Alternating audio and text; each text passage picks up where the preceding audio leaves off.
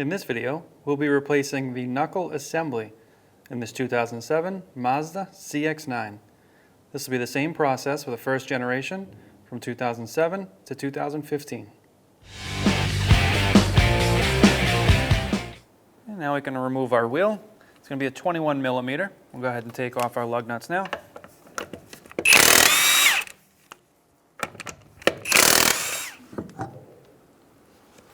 Now if you want to turn your wheel, it'll give you a little bit more access to work in that area. So to start, we're going to remove our tie rod, our outer tie rod end. We're going to bend back our cotter pin and remove that. Now ideally you're going to replace your cotter pin anytime you remove it. So our castle nut is going to be an 18 millimeter. We'll go ahead and loosen that up.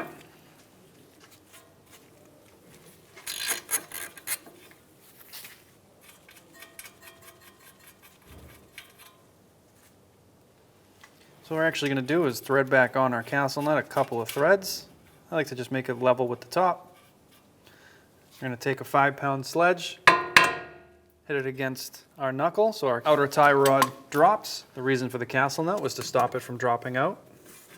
So now we can take off our castle nut and lower our tie rod end slowly. We can go ahead and swing that aside. If you want to, you can go ahead and put your castle nut back on there so you don't lose it. So the next thing we're going to do is remove our speed sensor, and it's held in by a 10 millimeter bolt.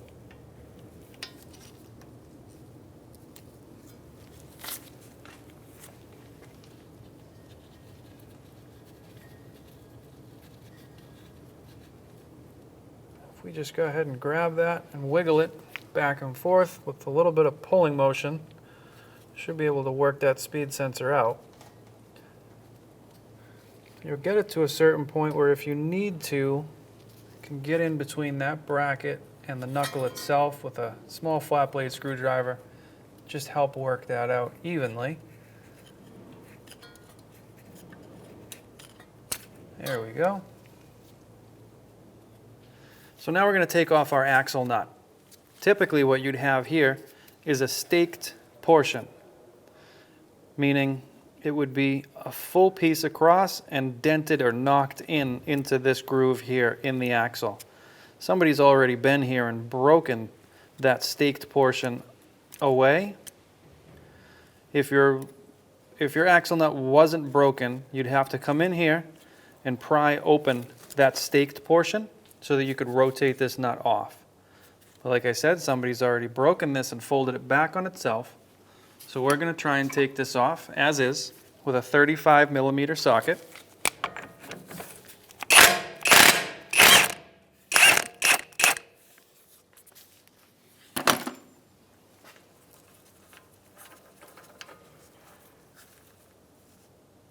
So this is what it looks like when it's broken and folded back on itself. This is what it should look like once you've opened up the staked portion enough to turn the nut away. So now we're left with 2 bolts from our strut into our knuckle and 1 pinch bolt at the bottom from our control arm ball joint.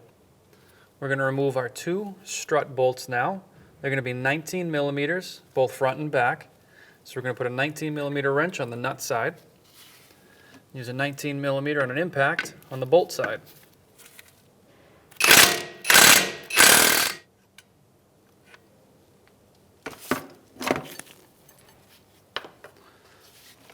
Alright, same thing on the bottom.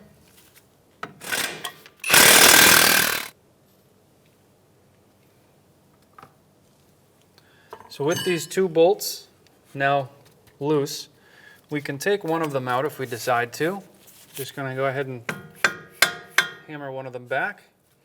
You can leave them in if you decide to. The fact that the nuts are gone and they're loose is good enough for right now. You can leave them in to hold this in place. While these are held in place, we're going to move down to our pinch bolt on our ball joint and remove that now. It's going to be 14 millimeters front and back. So we'll put a wrench on this side and we'll come in on the other side with our impact.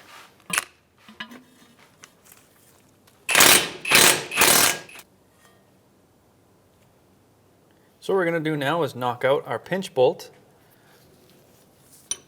So I'm just using a long extension here and a hammer just to pop that forward.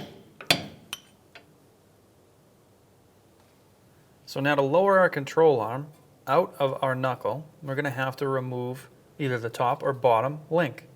We're going to go for the bottom.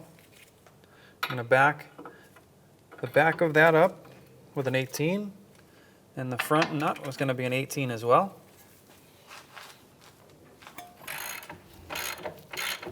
Take the back off. We can take that nut right out, and then we can pull our link out of our control arm. And now from here, we're going to need to separate our control arm and ball joint from our knuckle. So we're going to use a pry bar right in the back here where the pinch bolt went through and try and pop these two apart.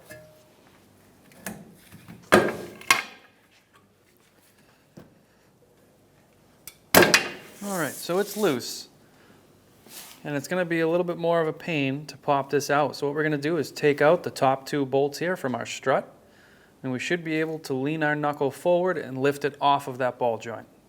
The key here was getting it loose and knowing that it was loose. So we're going to drive our top two, or our two strut bolts out now.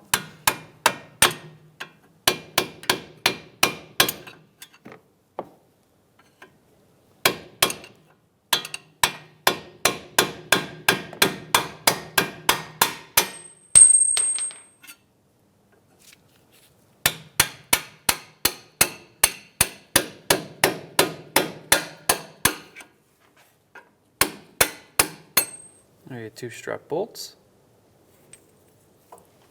Okay, so the first thing we're going to do here now is get our knuckle out of our strut. I'm just going to pry this forward,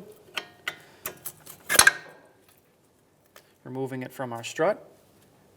So you ultimately will end up in this situation, but you want to try and keep your strut from resting on the boot here of your axle. Now our axle boot is actually ready for replacement, but we're going to try and not do any damage to that boot.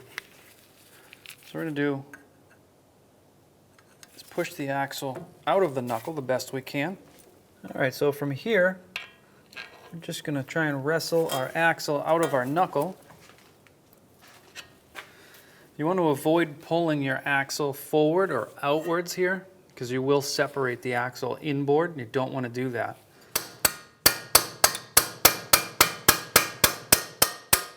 So now that our strut is off our axle is free from the knuckle. We're just going to continue to pull that axle out. All right, so now we're going to remove our knuckle from our control arm. Just going to use a small pry bar here, right underneath that ball joint pinch bolt, up against the control arm. I'm going to work that ball joint right out of the knuckle. There you have it. So now we're going to install our knuckle. We're going to set it down onto our control arm ball joint first. Okay.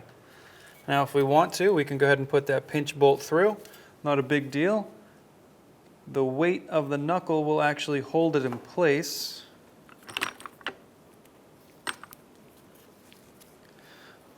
But we can actually just put that bolt through to start reassembly. Let's go ahead and push that through and thread our nut on. All right, that's good for now. So the next step we're going to do is actually take our axle shaft and line it up with our knuckle. All right, so that's in position here. Once we start moving our knuckle into position, that'll be lined up to go in. We're going to continue to push our control arm down until we can get a pry bar, a screwdriver, or something through a bolt through one of these holes. Let's see if we can put some downward pressure on that lower control arm. There we go. We'll continue to press inwards and push down on the pry bar.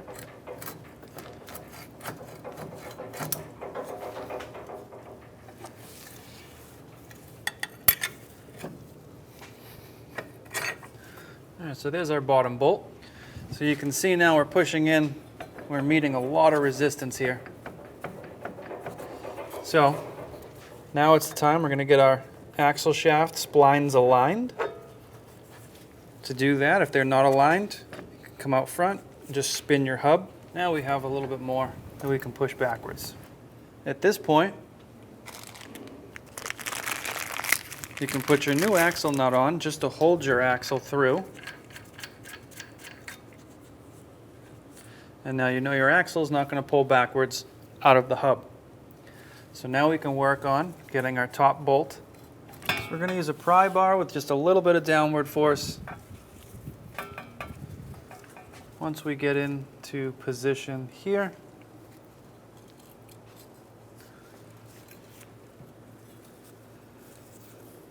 we're getting our next bolt and use our pry bar about halfway out to help align that bolt location.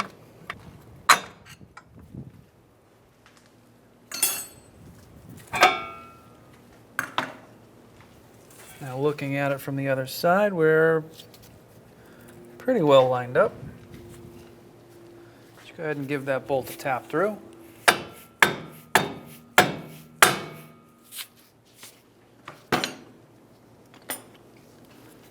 We can take our two nuts, just thread these on. All right, so now we can reinstall our link into our lower control arm. Just press it in. We can take our lock nut and thread that on. Again, we're just going to put everything together finger tight. We'll come back and torque everything down. Because we are working with suspension components like our strut and our link, we're going to need to put our suspension on this side under load before we torque everything down. So everything's going to be finger tight now. Then we'll come back and raise up our suspension on this side and torque everything down. So now we can go ahead and put our tie rod back in place.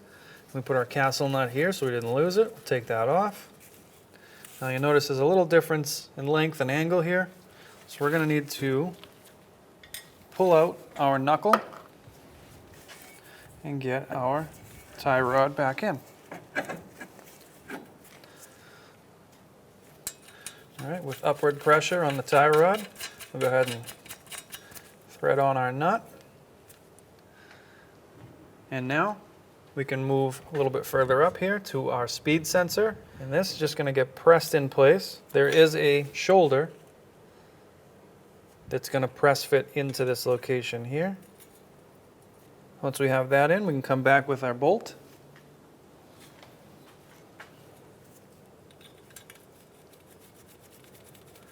Again, we're just going to tighten this down by hand. And from here, we're going to straighten out our suspension slightly. So now with our 10 millimeter, we're going to tighten down our speed sensor. We're just going to tighten this down until it bottoms out. Which is right about there. We'll give it another quarter turn. That's good. Okay, so what we're going to do now is, because we're working on a lift, we're going to put a pole jack underneath our control arm, and we're going to raise our suspension to mimic load on our suspension. Ideally, what we're trying to mimic is the weight of the vehicle on our front suspension before we start torquing it down. Now, if you're working on the ground, this is the point where you'd want to put a floor jack underneath your control arm and raise your suspension. So we're going to go ahead and do that. Now, you don't want to put it directly on the cup or the bottom portion of your ball joint. So we'll reset this a little. You don't want to do damage to the bottom of your ball joint. Right about there looks good. And we'll raise our suspension.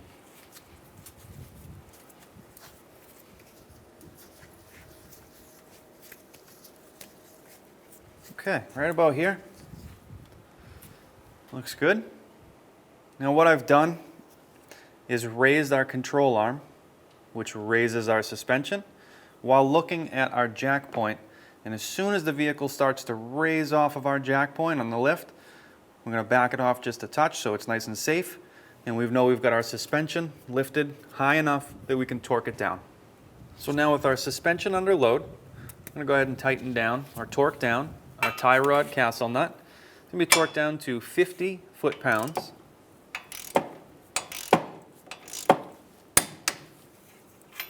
Now with your castle nut, you have raised sections and you have slotted sections, and there's a hole in your actual tie rod end. We want to make sure those slotted sections line up with the hole so we can put our cotter pin through. Now if you'll see here, it doesn't actually line up. So we're going to continue to tighten it just until it does line up. You do not want to reverse it and loosen it to get those to line up.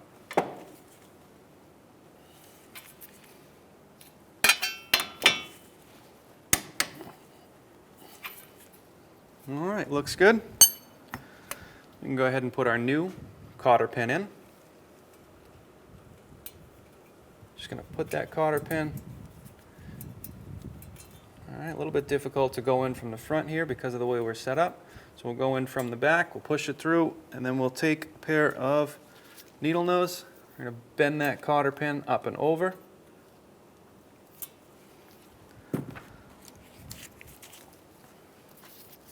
Push it in nice and tight and hammer it down flat.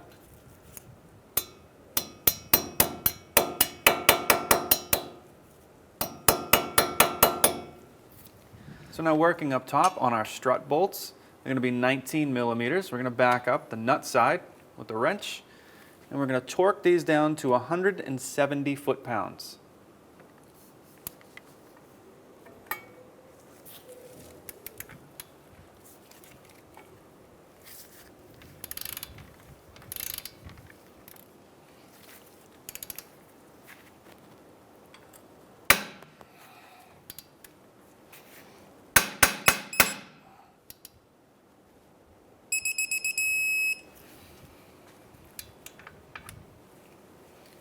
All right, we'll do the same thing on the bottom, 170 foot-pounds.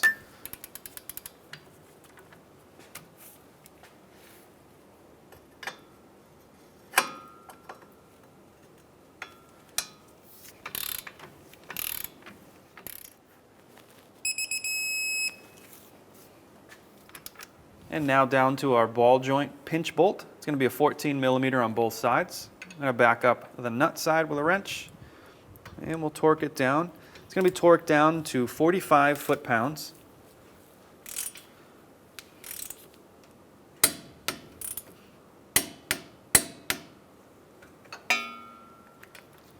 So now because we disconnected our bottom link, we're going to have to torque that down as well. It's going to be an 18 millimeter wrench on the back side of the link, on that nut on the back, and an 18 millimeter on the front. And we're going to torque that down to 45 foot-pounds.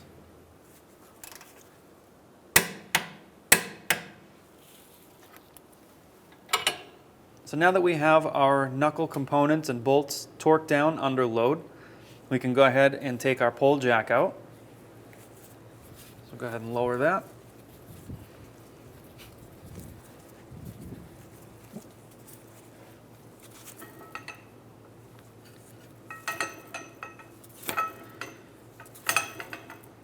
All right, so now we're going to clean up our hub surface here. Now this hub surface is extremely clean, but I'm going to hit it with some brake clean and get rid of the greases.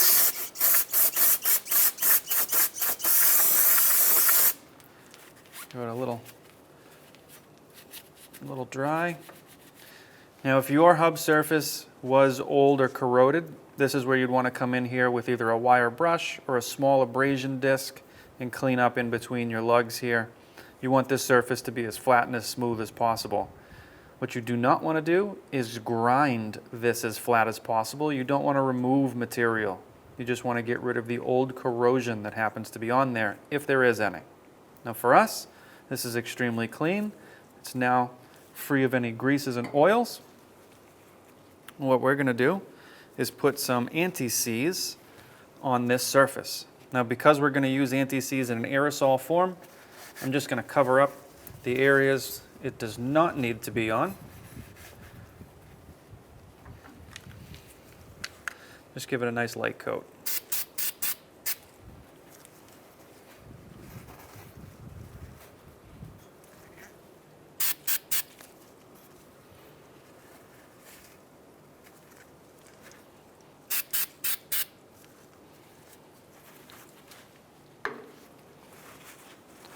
Now if you did get a little bit of overspray, like we did down the bottom here, not a huge deal. You can come back and wipe it up. Mainly you don't want this to be anywhere where your stopping is going to happen. You don't want to get it on the inside of your brake pads or anything like that.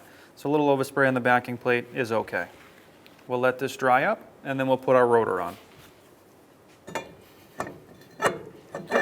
All right, so we have our Phillips screw holes lined up. At this point, what I would suggest is put your 2 Phillips screws in now. It's going to hold your rotor in place from moving around a little bit. Unfortunately, we don't have our screws. Our vehicle didn't come with them. So we're going to work with it moving around a little bit. Once you have your 2 screws in, we're going to take some brake clean again, and we're going to clean off the surface where our pads are going to meet.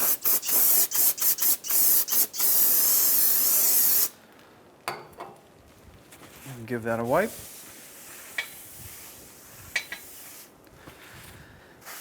Now that rotor surface here, you're going to want to keep clean and free of any greases or oils. If you get any greases or oils on here again, you're going to want to clean it with some brake clean. Once you get that done, your next step is going to be your brake caliper bracket. So now we're ready to take our caliper bracket and reinstall it onto our knuckle. For us, we have 2 Phillips screws missing, so we're going to have to hold our rotor back while we put our caliper bracket in place.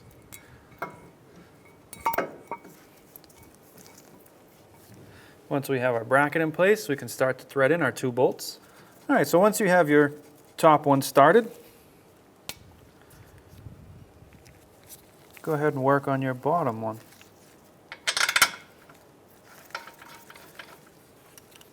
Now these bolts are going to be 19 millimeters. We're going to snug these up before we torque them down. You may also notice that our rotor is very close here. Again, we're missing 2 screws, which would keep this nice and centered. But once the wheel goes on and everything gets tightened up, that issue will go away. Ideally, you have your 2 screws in place on your rotor. All right, so we've got these 2 snugged up. We're going to come in here, we're going to torque these down to 110 foot-pounds.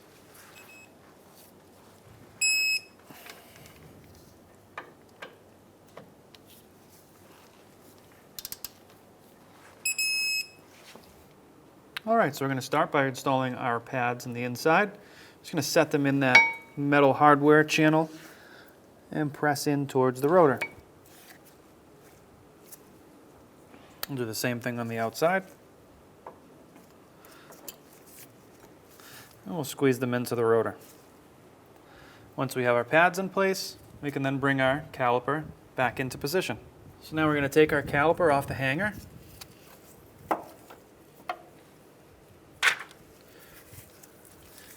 Again, while doing this, make sure you're not twisting your brake hose. What we're going to need to do here is squeeze in our rubber or our boot on the bottom side. Now the bottom's going to be a little difficult because that boot is pretty large. So what we'll do here is just pull it a little bit towards us to give us a little bit more room to work with here so we can get our pin through without catching that boot. And if you remember on the top side, we have a boot that isn't right for this vehicle, so it's not already in there. We're going to have to compress it and put it in place. Again, center it so you don't catch it with the pin. And in this specific vehicle, the larger of the 2 pins is going to go in the top.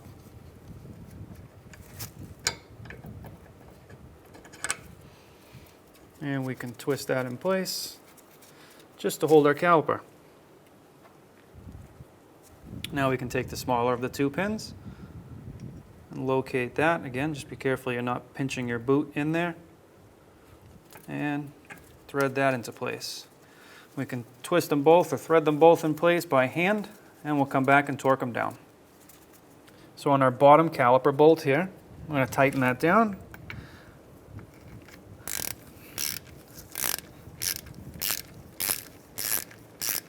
So we're going to snug up both of these bolts, and we'll come back and torque it down.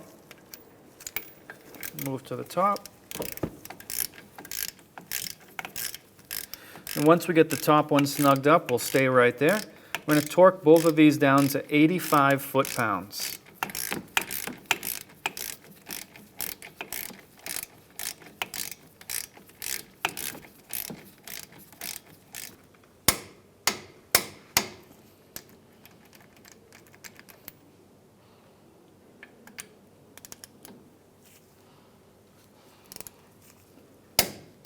So now that we've pushed your pistons back, which means you've moved your brake fluid back in the line, what you're going to want to do is get in the vehicle, start your vehicle, pump your brakes a few times.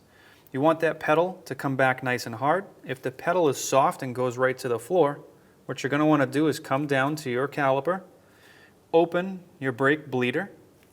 It's going to be an 8mm bleeder screw. Go ahead and crack open your bleeder screw.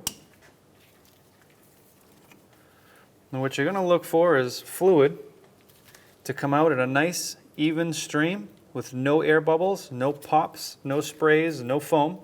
Just a nice even stream of fluid with no breaks in it. Once you get that, you can go ahead, close up your bleeder screw.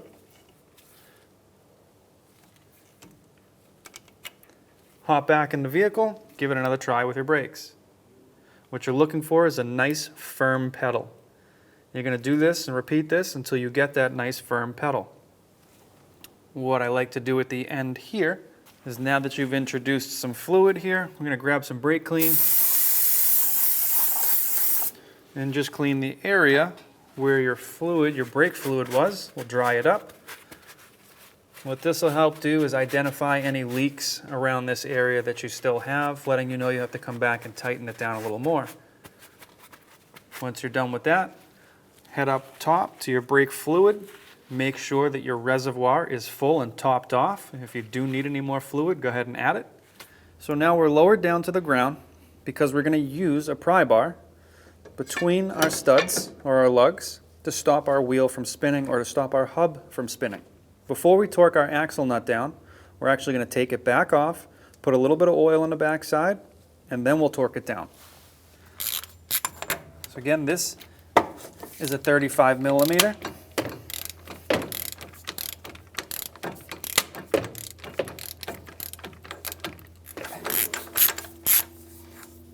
All right, so we have our axle nut. Again, we're going to put just a little bit of oil right here, put it back on, torque it down.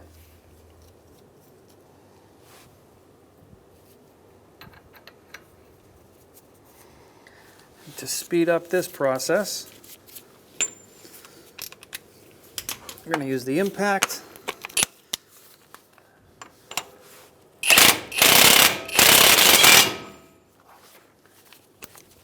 And now we'll come back and we're going to torque this nut down 202 foot-pounds.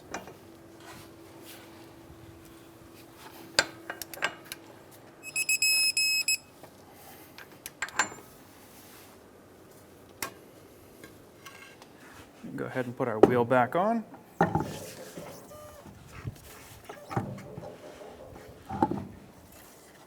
And what I'll do here is I'll put a top and a bottom lug nut on, and I'll rock the rim back and forth onto that rotor face, try and get it as flush as possible on the back, and then I'll continue with the rest of the lug nuts.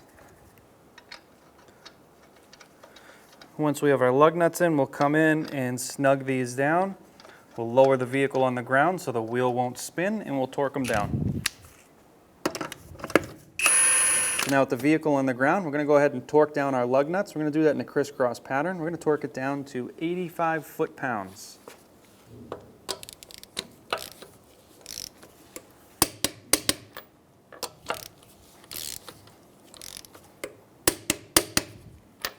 After finishing this installation, it's important to have an alignment done on your vehicle. When only the best will do, demand TRQ.